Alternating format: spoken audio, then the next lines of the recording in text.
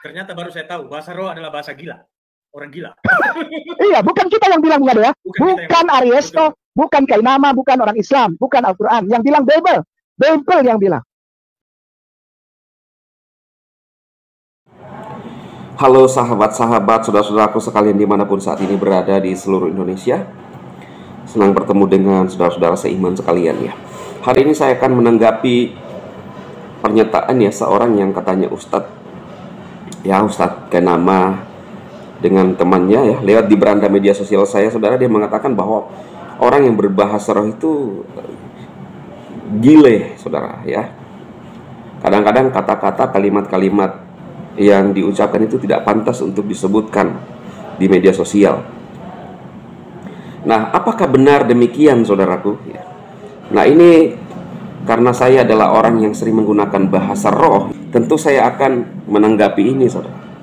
Nah, inilah yang harusnya kita lihat secara bijak.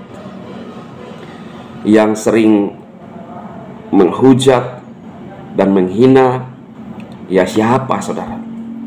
Contoh-contoh kalimat-kalimat ini yang diungkapkan oleh oknum ini. Dia mengatakan orang yang berbahasa roh itu gile. Katanya Bible yang ngomong. Tunjukkan di mana ayatnya yang mengatakan bahwa orang yang berbahasa roh itu gila, artinya orang gila. Nah, saudara akan lihat sebentar videonya supaya saudara tidak bilang bahwa ini saya buat-buat ya. Dan mau disingkat aja videonya, memang penjelasannya seperti itu, saudara. Ya. Nah, dalam 1 Korintus 14 ayat 2 sampai 39 di sana dijelaskan siapa yang berkata-kata dengan bahasa roh tidak berkata-kata kepada manusia tetapi kepada Elohim. Sebab tidak ada seorang pun yang mengerti bahasanya, oleh roh ia mengucapkan hal yang rahasia. Jadi ketika orang berbahasa roh, berarti dia berbicara kepada Elohim. Tidak ada yang mengerti bahasanya, oleh roh itu mengucapkan hal yang rahasia. Itulah kata Alkitab tentang bahasa roh. Jadi bahasa roh itu bukan bahasa orang yang gile. Kalau zaman murid-murid Tuhan Yesus, mereka dianggap orang di luar sana gile karena bagi mereka tidak masuk akal. Tetapi orang berbicara dalam bahasa roh sendiri, saudara, tidak gile. Saya sering menggunakan bahasa roh dan saya waras. Saya bisa membedakan mana yang baik, mana yang jahat, saudaraku. Ya. Supaya kita menjadi orang yang cerdas, orang yang saling menghargai. Sangat disayangkan ucapan-ucapan daripada Ustadz Kainama ini sering memutarbalikkan dan menyesatkan khususnya orang-orang Kristen di luar sana. Dan kita perlu meluruskan ini, saudara. Tugas kita adalah meluruskan. Dia menafsirkan Bible yang tidak punya kapasitas. Orang juga tahu, saudara, anak kecil pun tahu. Ya, itu sebabnya saya tidak akan pernah menafsirkan kitab suci orang lain karena bukan kapasitas saya. Nah, dia berani-beraninya memutarbalikkan Bible. Dan lucunya di bangsa kita ini, contohnya seperti Pak Pendeta Manubulu ditangkap karena ada kesaksian ya, katanya Pak Amang Suherman gitu, yang berbohong. Kemudian keluar dari channelnya Pak Yusuf Manubulu. Lah kenapa Pak Yusuf Manubulu yang ditangkap kalau orang itu berbohong?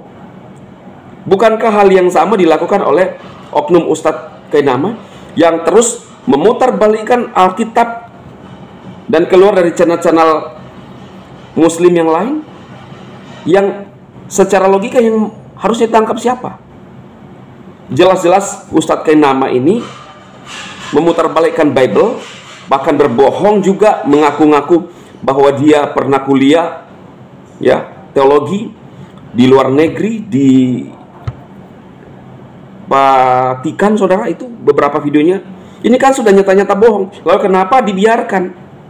Seperti ada pembiaran.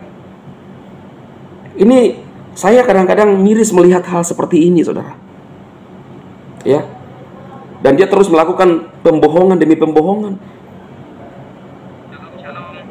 Seperti tidak ada, saya melihat seperti tidak ada keseimbangan hukum untuk kalangan-kalangan umat beragama.